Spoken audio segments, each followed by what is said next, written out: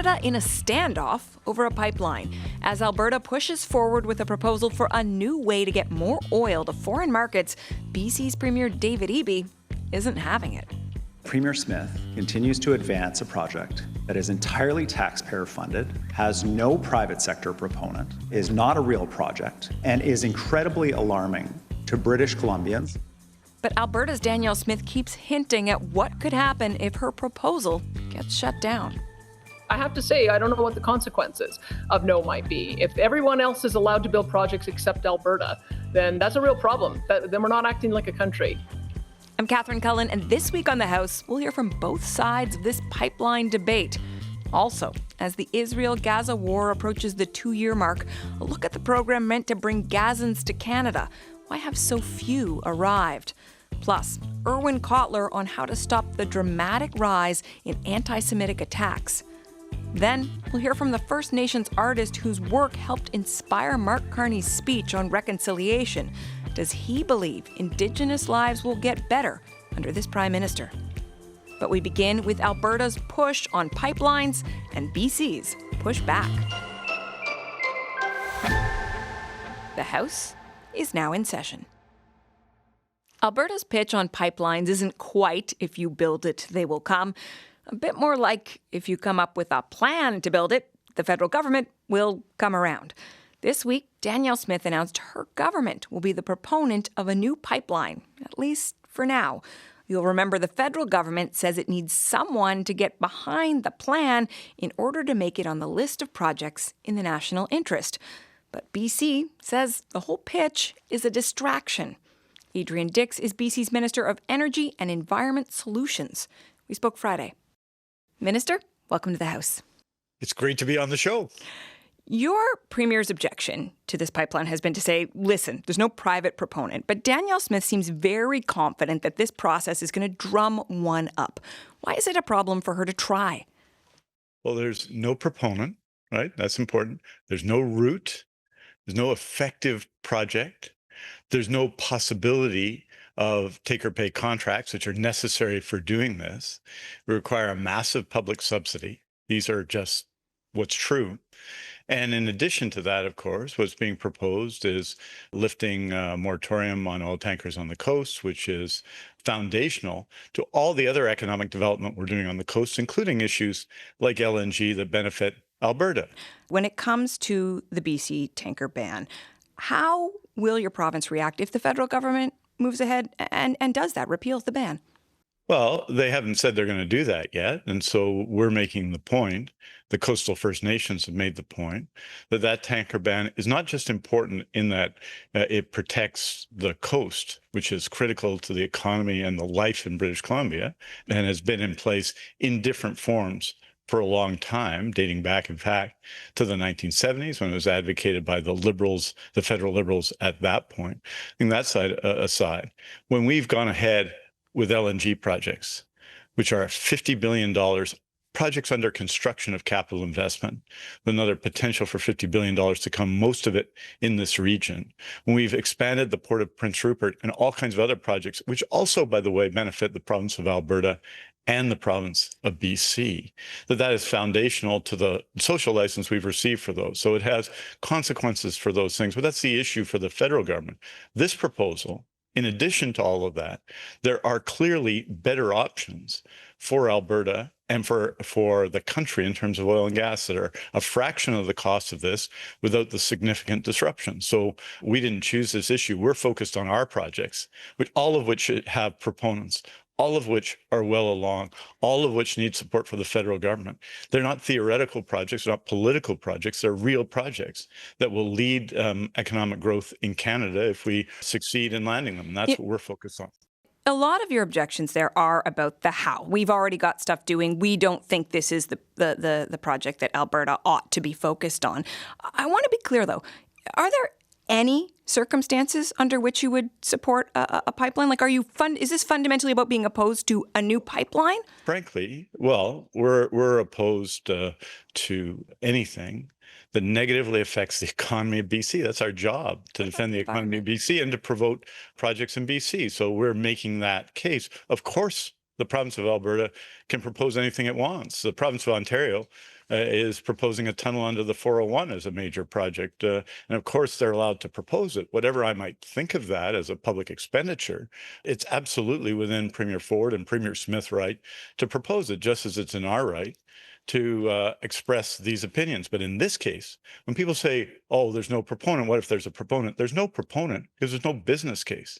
And this is, as you've seen, I mean, we have probably 22 major projects that we're presenting, that we're putting forward right now that will drive economic growth in BC. But they're saying they're going to find a proponent. So what happens if they do? Well, the reason there isn't a proponent and that the major pipeline companies that I've referred to are on the advisory committee and not there is that there are dramatically lower cost alternatives worth a fraction of the cost. You know, we did the TMX pipeline. So people in British Columbia has been accepting a 300% increase, for example, in 2023-24 in the amount of oil it gets from Alberta. So we have been. We've proposed and are working on projects that would expand the capacity of that pipeline without this economic disruption. So they can propose. What I'm saying is, and look, we're talking about this now, and I'm being asked about interviews and not about all the real projects that we're putting forward. Why? Because it's a political project that has controversy attached. We're just making it clear. Our job here in BC is protect our coast, protect our economy, and grow our economy here in BC. And we have a say in these matters. Do you have an environmental objection to this project? Well, we have an environmental objection to lifting the ban on oil tankers on the North Coast, a ban that has been put in place for a good reason, and a ban which is foundational to economic development on the North Coast. And that economic development is significant. We've heard numbers about this project, but when you talk about combined in LNG projects in place, the lowest emission LNG in the world in terms of emissions of close to $100 billion, those are significant too. So we've made that case, and we've made that case consistently over time. Alberta's premier says that this is a test of whether Canada works as a country, saying Canada is not working if Alberta is the only province that can't get its products to market. What do you say to her? Well, we just built a pipeline. The taxpayers of Canada just built a pipeline worth $34 billion. That's the first thing. And it's important to recognize that. The significant amount of that debt has essentially been absorbed by the federal government, right? So it's not the users of the pipeline that are paying for the full cost. It's the taxpayers, for the most part, and the users are doing that. So we've done that. There are significant proposals that could increase the value of that pipeline. Companies such as Enbridge and TMX have additional capacity that they could use for a fraction of the cost. So if it's a test of Canada, then I think these questions of no proponent, no route, no plan, no money, no investors, no one who's ever built a pipeline taking the project on. These are important questions. Okay. And I think to make that a test of Canada means that it's a matter between politicians when we should be looking at this project on its economic, environmental, and social merits. Adrian Dix, thank you for your time. Anytime. Take care, eh? BC Energy Minister Adrian Dix. On the other side of this debate, Alex Pourbaix is the co-chair of the technical advisory group helping the Alberta government get this pipeline pitch ready. He's also the chair of Cenovus Energy. Thanks for joining me. Thanks for having me, Catherine. We just heard Adrian Dix say there is no business case for this pipeline. You've got no plan, no proponent, no route. Why are you doing this? Well, I would disagree entirely with that assessment. I mean, I think everybody understands that Canada has some of the largest resource of oil in the entire world. And the world is continuing to grow in demand for oil. And if Canada doesn't supply that oil, it is going to be supplied by other countries, and we're going to export that prosperity to those countries. And at the same time, the CO2 is not going to know where that oil came from. It's going to be produced, whether it's produced from Canada or produced from elsewhere. But that being said, we have artificially held back the production in Canada. You'll recall that over the last several years, we've lost the Energy East pipeline, the Northern Gateway pipeline, and Keystone XL collectively, had those projects gone ahead, that would have been somewhere in the range of $50 to $55 billion a year. You are an industry guy. You were personally trying to make Energy East and Keystone XL happen. We know, as you said, they didn't. Enbridge, who's involved in this effort, lost $373 million when Northern Gateway wasn't realized. So I'm curious how you convince the private sector to take another gamble like this.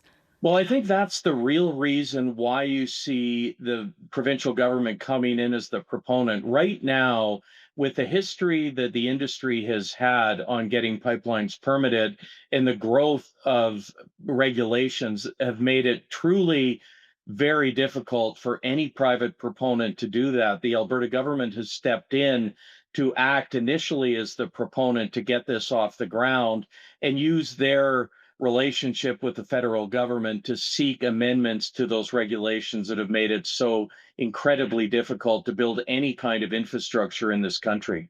Well, we did, in fact, hear from the Natural Resources Minister on Friday. He says if Alberta wants to do this, that's their right. Any question of repealing the tanker ban, you referenced regulations there, any question of repealing the BC tanker ban is hypothetical.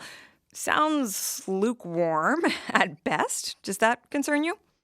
Well, we're going to see. The federal government has clearly said to the province and to industry, if they had a proponent for a West Coast oil pipeline, they would consider moving it to one of their preferred projects on the short list. And I think this is really trying to see if we can get that to happen. It's an extraordinarily important project for the country. And I would observe that there isn't a single project that could take place in this country that would remotely create the positive economic and GDP impact that this kind of project would deliver for Canada. Is there still a risk, though, that you don't find a private company to back this?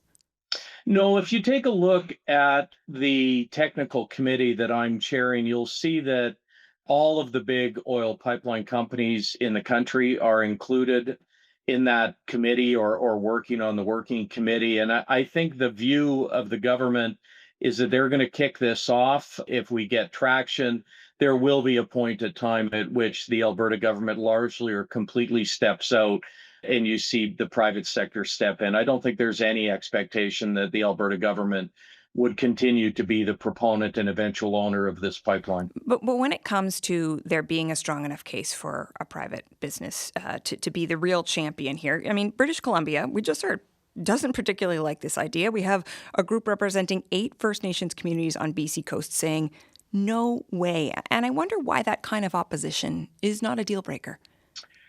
Well, look, we live in a country made of provinces and territories. And I think the Premier said it best when this was announced. We have made, I think, we've created a strategic challenge by having the vast majority of our oil and gas move directly from Canada south to the US. And we've seen the challenges that has created with respect to the risk of tariffs and other challenges. And I think there's a huge support by Canadians for a Canadian route to Tidewater for our oil and gas. And I think that the province of British Columbia, they would be a primary beneficiary of a project like this. I would also say, and we made it very, very clear at the announcement, that the only way this project is going to go is with the support and partnership of impacted Indigenous communities. And certainly, I think that is job one for us, is to really sit down with those communities and explain to them how we can make this the safest pipeline ever and how their communities are going to benefit over the very long term from involvement in a project like this. Okay. Alex, thank you very much for this conversation. No worries. Alex Pourbaix is co-chair of the Technical Advisory Group for Alberta's pipeline pitch.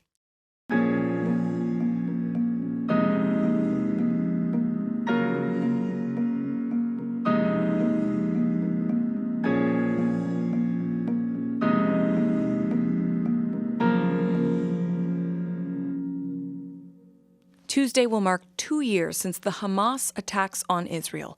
Almost 1,200 people were killed and more than 250 were taken hostage. Israel's military response has pushed the death toll in Gaza past 64,000, according to local health officials. Early in the conflict, Canada launched an emergency immigration program to bring the extended families of Palestinian Canadians here from Gaza. But as Rafi Boudjikanian reports, some are losing hope for their loved ones and in Canada's ability to bring them to safety.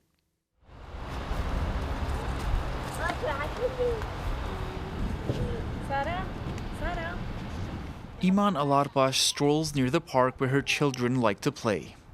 So my child Zahid, he's 4 years old and he's always talking about his cousin Karam and Sana because they are like in the same age. And every time he saw like a flight on the sky, he prayed that, oh, I hope the next flight it will have like my grandpa and my uncle and my cousin Sana and my cousin Karam. Iman arrived in Canada as a student a decade ago. She's a single mother of 2 now. Her children have never met their cousins, aunts, uncles, or grandfather. The war in Gaza fracturing and flinging the family between Cobourg, Ontario, where she lives, Cairo, and Gaza itself. So my sister's still there, so yeah, it's just like affecting me. I can't live normally, but I have to because I can still have to go to work. I'm a mom for like 2 children, so I have to do my duties as a mom. But then when I go to sleep at night, I can't, like all the thoughts like keep coming to my head about like what my sister is facing right now in Gaza. Like I can't sleep normally thinking that I might lose someone else. Iman can't sleep for worrying about her sister, Mona. She's desperate to get her to Canada. Iman's already lost her brother Ahmed in an Israeli attack on their Gaza neighborhood. My brother and my dad were like pushing my mom and all the women to leave. And then they're gonna follow them the following day. So they woke up and then they just like found the tanks on the streets. And then the drones were talking to people in our neighborhood. You have to evacuate. You have to evacuate. We're giving you a safe corridor to evacuate. Just hold something white as like white flag and evacuate. So they had a white flag and they start running to evacuate the area. But then there was like snipers and they start to shoot people. We don't know for sure like how he was killed, but he got bullet in his head. Yeah, so I went to the hospital. He stayed for like a few days. They couldn't do anything to him.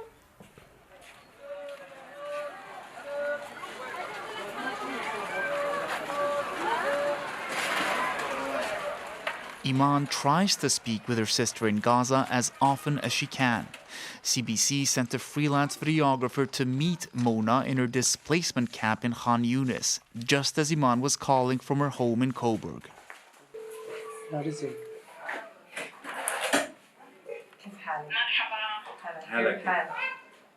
The sisters talk about their need to get Mona and her children out of Gaza. And I want to be in peace with my family. While she's stuck, Iman's sister Mona can't even start some of the first steps required to get approved to come to Canada. Biometrics. Fingerprints and facial scans are impossible to come by in a war zone. We're saying that, can you just like do exceptions? Like, how can biometrics be more important than like saving human lives? Iman paid for her parents and her other sister and brother to be smuggled out of Gaza to Cairo at a cost of $5,000 per person. Most of the family had their biometrics completed a year and a half ago, but they're now stuck in security checks. The only exception is her mother. She was able to come join Iman in Canada because she had a visa to visit her Canadian grandchildren before the war. Her daily calls with her husband in Egypt a reminder to their daughter of the work she still has to do. Iman has repeatedly called and emailed the immigration department trying to get answers. Talk to me, send me updates, tell me that, okay, we have this concern and this is why your dad is stuck in security check. But there's no updates, nothing. And when I sent many emails, but their answer is just like, wait. Everything is done, but we're waiting for the result of security check. But like, it's been over a year and a half, I'm waiting. I think there's definitely more the government can do, but certainly... Pantia Jafari is an immigration lawyer in Toronto. She says the federal government will not be able to keep delaying security approvals. There's lots of court decisions that say even if your security screening is delayed because of actions of third parties that you have no control over, Interpol, Israel, and the like, that in some situations the duration would have been too long and they would be required to move forward, approve the application, and then continue their security screening if they want. And if there's an issue, then come back and try to revoke. In a statement, the Immigration Department says Canada ranks among the leading countries in accepting displaced civilians from Gaza. As of this summer, it's brought nearly 900 people here, though the program has a cap of 5,000. The department says there are complex factors to processing applications from people in the region. But two federal sources who spoke to CBC News confidentially say the Special Measures Program for Palestinians was met with institutional resistance from the start. The sources said public safety officials raised security concerns, and Global Affairs were not interested in spending diplomatic capital with Israel on immigration. The sources also said the government lacked resources, like enough Arabic-speaking security officers at the Canada Border Services Agency to screen applicants quickly. Meanwhile, in Cobourg, Iman's hope is fading, not just for her family, but for Canada. The one thing that I remember about like knowing something about Canada, it's like about the hearts of their people. And everyone was telling me, Canadian people are so nice, Canadian people are so lovely. And I feel lucky that I am here, I live in peace. But now, like, I feel we are not treated the same as anyone else. We are like invisible somehow. I feel like the government is not doing much for us.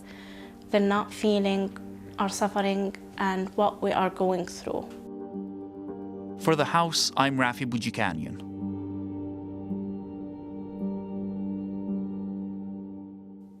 Also, in the last 2 years, incidents of anti-Semitism have risen dramatically. Just this week, on Yom Kippur, the holiest day in the Jewish calendar, a man rammed his car into people outside a synagogue in Manchester and began stabbing people. British police are calling it a terrorist attack. Anti-Semitism is on the rise in Canada, too. In 2004, of the over 1,300 police-reported hate-related crimes that target someone's religion, nearly 70% were aimed at the Jewish community. What has to happen to stop it? Irwin Cotler is the founder of the Raoul Wallenberg Centre for Human Rights. He was Canada's envoy for combating anti-Semitism from 2020 to 2023. Irwin Cotler, welcome back to the House. Good speaking with you. This attack in the United Kingdom on Yom Kippur, how does news like this affect Jewish communities here in Canada? Well, what's distinguishable about anti-Semitic hate crimes is that they are effectively identity crimes. They are community crimes. And so they reverberate from Manchester to Montreal, or when it happens in Melbourne, Australia, from Melbourne to Montreal. And since we've been seeing a global explosion of anti-Semitism, where, as you mentioned, not only the highest levels of anti-Semitic incidents since auditing began in the 70s, but the highest level of anti-Semitic hate crimes. And these, as I said, are community crimes. And I've been in touch with people in the UK, and they said it was basically a time bomb waiting to happen, that there's been an unrelenting explosion of hatred in the UK post-October 7th. As I said, Melbourne, Montreal, etc.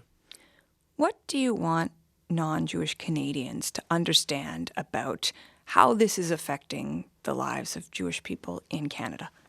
Well, I think what has to be appreciated is that this global explosion of anti-Semitism is not just a threat to Jews, though it is certainly that. It is a threat to democracy. It's toxic to democracies. And what it's also created has been a threat to the safety and security of the citizens of that democracy. And so I just want to jump in there, Mr. Cotler. I'd just like to better understand a threat to democracy. Can you flesh that out?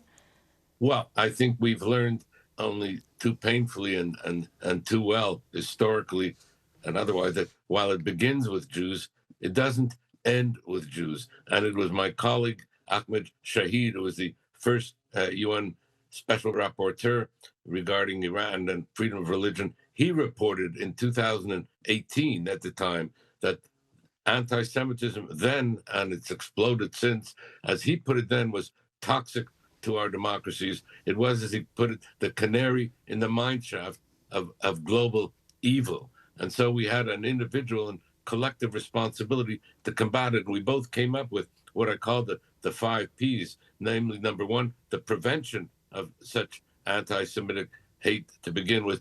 2, the protection of the target. 3, the prosecution of the perpetrators. And we have not seen effective action, effective prosecution.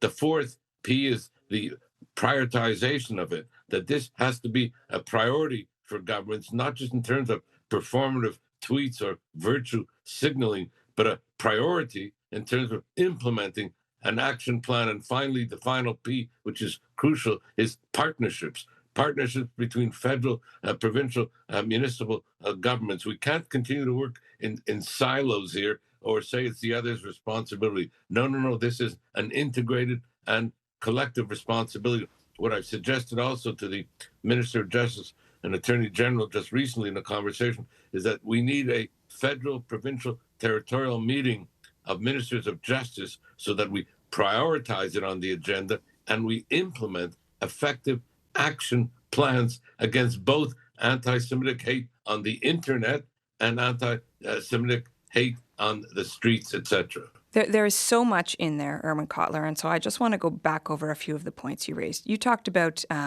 needing more than performative tweets and virtue signaling. Do you think this federal government is failing Jewish Canadians right now?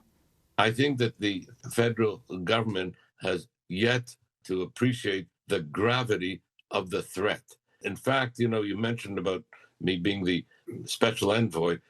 In my first report in 2021, I reported then, in effect, the embers of anti-Semitism were burning before October 7th. They exploded on October 7th. They were there before that. And one of the things that I mentioned then that to me was very telling is that what we were seeing is not just a need to combat anti-Semitism from the far right, the far left, radical Islam. That tripartite approach was true. But what I reported, and for me that was the most significant finding, was the increasing mainstreaming, normalizing, legitimation of anti-Semitism in the political culture, the popular culture, the entertainment culture, the sports culture, and increasingly in the campus culture I mentioned. And I never anticipated that then, but we've been seeing it even in the health sector. And that's a real threat when people have to be concerned about levels of anti-Semitism amongst healthcare workers. Okay, we only have a couple moments left, Mr. Cotler, and there's 2 things I'd like to ask you.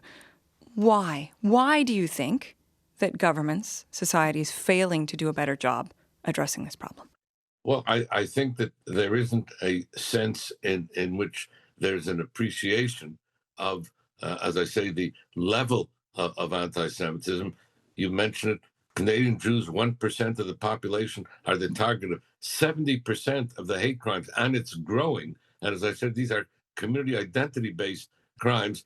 I don't think yet there's a real appreciation of that threat to Jews, and as I said, and a threat to a society as a whole. And second, I don't think this has yet been prioritized in a way that we have a action plan that is coordinated, that has to be implemented. We can't continue to have situations where we have not pro-Palestinian demonstrations, I have no problem with that. But where you have pro-Hamas demonstrations in the streets of Montreal and Toronto, like you have them in Manchester and London or Melbourne, and we see what's been happening when these pro-Hamas demonstrations are allowed to go unredressed, or where you have public incitement to hatred, such as death to Jews, death to Zionists, globalize the Intifada. We know what that means. And this goes also unaddressed and unredressed. And so we have to combat this explosion of hate. And I don't use that term lightly, but these are wake-up calls. And we don't want to see a situation in Canada where we're going to be seeing Manchesters in Montreal, etc. I want to end by asking you about your own safety. You were the target of an assassination attempt last year by Iranian agents. You've been under RCMP protection after the October 7th attacks. How much do you worry for your own safety? Well, I said then, it's almost 2 years now since I first was advised of the threat. And I said then that should be seen not just as a personal threat on me, but again, as a wake-up call. And I've been the beneficiary of, excellent exemplary RCMP protection. So I'm not concerned about myself. I'm concerned about those who are unprotected. And that's the sense in which the Jewish community at this point feels unprotected, feels insecure. And as I said, that insecurity is something that should trouble us, because no community in this country, whether it be Jews or blacks or Muslims, should ever feel that sense of insecurity and anxiety, and feel that Canada is not the Canada that they always experience as being there for them. And I think that's the real level of anxiety that has to be addressed, and we need concrete action to do so. Irwin Cotler, thank you for your time. Good speaking with you.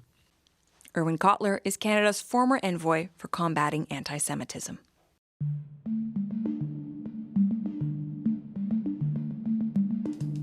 Later in the House podcast, can baseball bring Canada's politicians together? Stick around to find out. I'm Catherine Cullen. You're listening to The House, making politics make sense. Hit the follow button so you never miss an episode, and tell us what you think. Leave us a review or email us at thehouse@cbc.ca. There's another topic that grabbed our attention this week, thanks in part to some farmers who were out near Parliament Hill. My name's Curtis Ayler. I'm a turkey farmer, and I farm field crops and field-grown vegetables as well. When you think about the future of your farm, have you ever thought about retirement? Well, I'm hopefully a ways away from retirement right now, so I guess it hasn't been top of mind, but definitely it's something that we have to certainly consider. Most farmers want to see their farm operation and all their hard work move on to the next generation. More and more it seems like it's a special opportunity for the next generation to be involved in farming. When you say special opportunity, what do you mean? Well, just the fact that more and more people are removed away from the farm, so just being involved in a farm family gives a younger generation firsthand experience, and they have an opportunity to continue on the farm. A new report out next week hammers home Curtis's point. The number of Canadians who have those long-standing ties to agriculture is dwindling. There are far fewer farming families than there used to be. And especially as older generations approach retirement, the workforce to run and manage one of Canada's most critical sectors could dry up. That is, according to Lisa Ashton. She's the author of the forthcoming report from RBC Thought Leadership, a research and analysis team working with the Royal Bank of Canada. Lisa, welcome to the House. Thank you for having me. Glad to have you on. This workforce pipeline, the people who could be running Canada's farms, why is it shrinking? It's shrinking as the number of farms, they're growing in size, which is a good sign. It means that we're becoming more productive, but with that means we need more people around the farm that are supporting it. So as you were hearing from the turkey farmer at the beginning, yes, the farm population is certainly dwindling. And in fact, it only makes up 2% of the Canadian population now.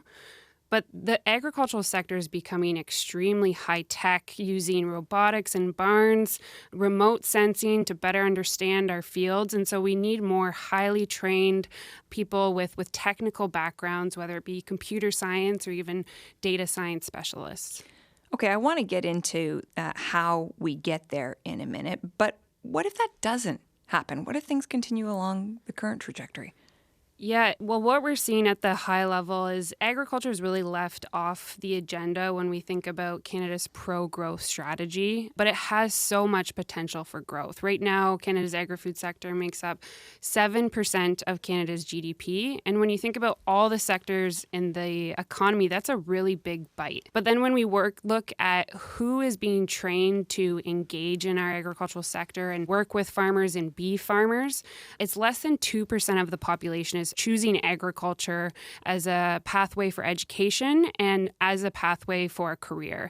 So it's a very small piece when we think about the potential for growth and what the world needs from Canada as the population grows to 10 billion by 2050. You grew up on a family farm yourself. I wonder what insights that gives you into why people aren't pursuing agriculture in the same numbers. Yes, I grew up on a farm, southwestern Ontario, and I had a lot of really great experiences seeing firsthand what it takes to be a farmer, but then also seeing firsthand what the career opportunities are in agriculture beyond farming, whether it be traders or communicators or policymakers. There's so many people that play a critical role in agriculture, and the people that are being exposed to those opportunities and just frankly how vibrant the sector is, it's dwindling. And so when we think about the risks ahead of us, that's a very big risk when we think about what the sector needs to grow and the reducing number of people that have that exposure. Well, why? Why do you think it's dwindling? Why do you think some of the people that presumably you grew up with aren't pursuing that kind of work? It's a factor of exposure and understanding what the opportunities are within the sector. So I grew up on a farm. Now agriculture is in my title, but I'm part of that 2%. When we think about what the sector needs to grow, we need more than 2%. Mm-hmm. And so providing those training opportunities earlier on where, yes, you may be choosing a degree in engineering or robotics, but you have an insight of how those technologies are being applied into the farm. That's where we're falling short, and that's where the opportunity is for Canada to really unlock its skills potential within the sector, is bridging those highly trained professionals outside of agriculture and exposing them to the opportunities in the sector. Your report seems to point to the fact that technology is pretty dramatically reshaping things and will continue to do so. You note at one point, and this is according to Conference Board of Canada numbers, 1 in 3 jobs in agriculture could be automated because those are the kind of jobs where people are performing repetitive tasks. So fewer, potentially, on-farm laborers. But then you're talking here about, as you say, engineers, people from the world of STEM. I mean, how big a shift overall are we talking about? The future of farming, it sounds to me, is going to look pretty dramatically different than what it looks like right now. Yes, absolutely. And it already has. When you think about kind of what agriculture looked like in the 1930s in Canada, 1 in 3 Canadians were from a farming family. Now it's 1 in 61. So the number of people that have that direct farmer connection is dwindling. But then when you think about how high-tech agriculture is, I mentioned robotics in farms, GIS in cropping fields. There's collars now that are used in beef cattle operations that help us better understand in real time what their health indicators are looking like so we can ensure that we're really delivering on animal welfare outcomes. So we're automating things, we're making technology more productive and efficient, but the people outside of the sector need more engagement with it. We looked into some of the data, and what we found is, for example, people that are in a computer science degree, there's less than 0.3% of them that have any sort of agricultural background. So when we think about applying those high-tech solutions to the sector, there's less and less people that are able to make that bridge through their education and then also through their family farming experience. So what is the trick then, the secret, Lisa? How do we get more people thinking about farming when they're from the tech sector, given how important it is to have a reliable food supply in this country? This is certainly a big challenge, and I do understand that there's not going to be one seamless solution that fixes this challenge or addresses kind of all pieces of it.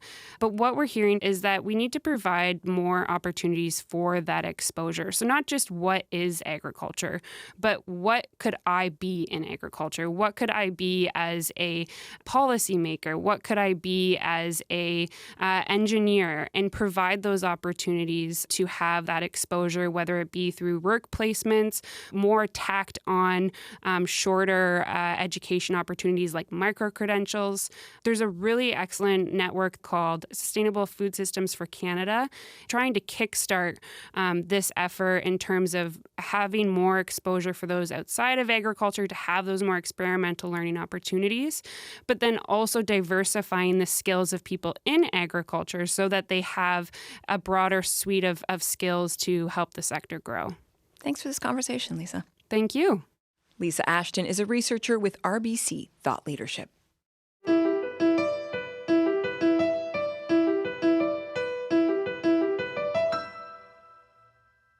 This week, Mark Carney opened up a bit about reconciliation. On Tuesday, he spoke before a crowd that included survivors of residential schools, his first time as Prime Minister during the National Day for Truth and Reconciliation. To emphasize his personal commitment, the Prime Minister talked about a special piece of art on Parliament Hill. In a minute, we're going to speak to the artist behind that work. But first, here's Mark Carney describing it. At the beginning of my mandate as Prime Minister, I had an Indigenous painting installed outside the Cabinet room behind us in the West Block of Parliament. It's called A Brief History of the Northwest Coast Design by Luke Parnell. And it depicts a painful part of our shared history through 11 wooden panels with images inspired by the design on the bent wood boxes and feast bowls of the Nishka and the Haida. The first few of those panels burst with vibrant colors. And then, with contact, those colors fade until the middle ones become smothered in white paint, a culture literally whitewashed. The final panels begin to resemble the original glory, with image, though marked by what has been endured, that are renewed and resurgent. This painting captures the pain of suppression and assimilation, and the possibility of reconciliation and renewal. Earlier this week, I spoke with the artist behind that work, Luke Parnell. Luke, thanks for taking the time. You're welcome. Thank you. What did you think when you heard the Prime Minister had referenced your work like that? I was pretty surprised, actually, because I knew that the PM's office wanted to borrow the piece from the National Gallery. The piece has been at the National Gallery for quite a few years, but I didn't know they'd actually done it because they said it might not happen. So that was the first I heard of it. I was pretty happy with it, to be honest. Like, the more I listened, the more I was kind of like, wow, piece has legs. Like, I made that piece in 2007, so and it just keeps going and going. Well, that idea that the piece has legs, almost 20 years later, for it to be sort of a pivotal reference in this speech to express hopes about reconciliation. How do you reflect on that? Well, because it was based on I made it so long ago, it's hard to remember the exact details, but it was originally based on dreams of decolonization. That's what the whole piece was sort of based around this idea of decolonization and the circumstances in which it could happen, and part of it was dreaming. And I think that's why it sort of is still relevant today, because it was a dream of reconciliation at the time when it was made, and hopefully someday it'll be like a reference to actual reconciliation. Time will tell, right? Yeah, I certainly want to ask you more about that and the path forward, but just staying with the work itself, the way the Prime Minister characterized its meaning. Did he get it right? Yeah, I mean, he can only say so much. I mean, when I first made it and I was asked about it quite a bit, I could talk for like 45 minutes about the beginning, but in a 7-minute speech, he only say so much. But he did a good job. It's a history lesson, the piece. He didn't just describe it. He came back to the work again later in the speech. It was sort of the culmination of this message he was delivering about reconciliation. Let's listen to that. As the Governor General, Her Excellency, reminded us, reconciliation is a generational task that must be lived and practiced every day by every Canadian. And it's that point. That's why I began with the painting. That's why the pain of the repression and the possibility of renewal are the last images that I, as Prime Minister, and my ministers see before we enter the Cabinet room to take some of the most important decisions in this country. It's there so we remember what came before us, and so we are seized with the task ahead of us. We will not fail you. What do you think when you hear that? Well, I think it's, hopefully it works out. Like, hopefully he's going to work hard with Native people to make things better. I mean, there's a lot of issues in this country, especially around, land back, water, employment, all kinds of things, right? Healthcare, especially. When you talk about, making it easier to do these big projects across the country, make it easier for provinces to work with each other, like the Indigenous people need to be a part of that. So we'll see how much of a part of that we end up being.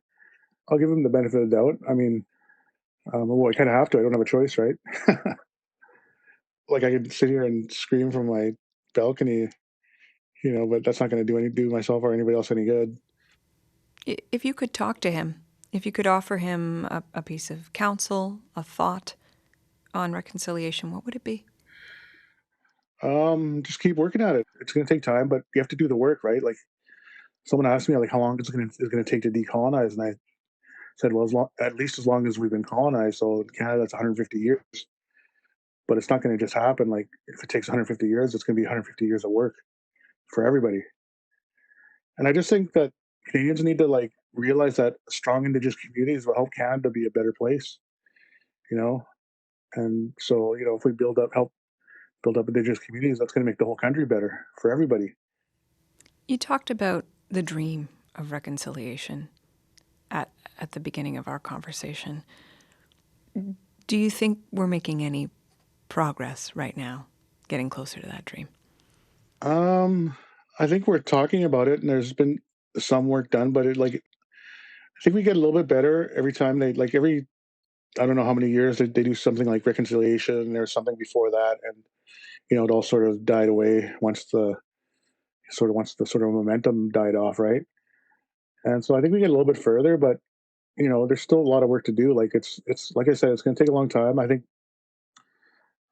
I don't want to say things have gotten better.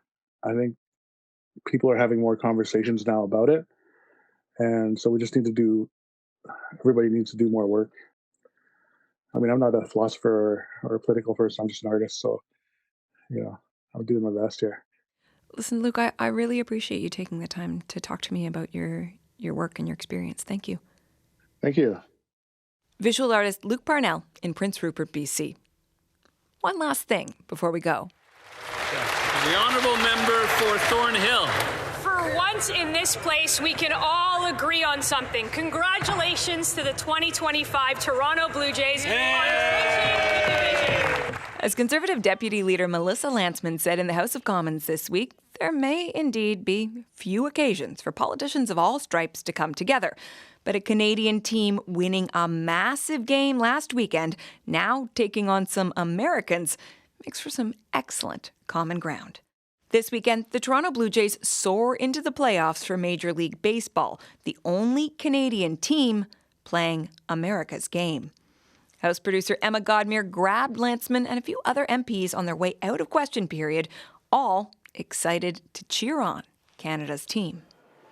Melissa Lantsman, Blue Jays this weekend. I just talked about them in the House of Commons. There you go. The greatest moment of my career. To watch these Blue Jays is absolutely electric. If you're lucky enough to be in that environment, but if not, I think that coast to coast Canadians are going to catch the stuff at home, and we hope they stay tight. Sir, were you at the Blue Jays game on Sunday? I was. How was it? It was very exciting. Look, we're very happy. We won the division, and I know a lot of Canadians are excited to make the playoffs. I was there 10 years ago when they had won the division last. Mr. Davidson, are you going to watch the Blue Jays this weekend? I love baseball. I'm so happy. It's unbelievable. I want to ask you more questions. Mr. Vancouver, what was it like being at the final game of the season when they clinched the AL East? It was an awesome atmosphere. It was probably the best game of the season, just performance-wise. Like so many home runs, there's a grand slam. Sports is a great, environment to just come together and realize that we're literally all from the same place. We all care about the same thing. We all want what's best for our neighbors. And, when we're all cheering for the Blue Jays, regardless of, who your favorite hockey team is or who you might vote for, we're all there for the same reason. So maybe the House of Commons could learn a little thing from the Rogers Centre, or the Sky Dome, as I affectionately call it. Okay, Blue Jays, let's play ball. That was Liberal MP and Secretary of State for Sport, Adam Van Couverden, Conservative MP Scott Davidson, Trade Minister Maninder Sidhu, and Conservative Deputy Leader Melissa Lantsman, proving politicians from opposite sides of the aisle can come together on certain national issues.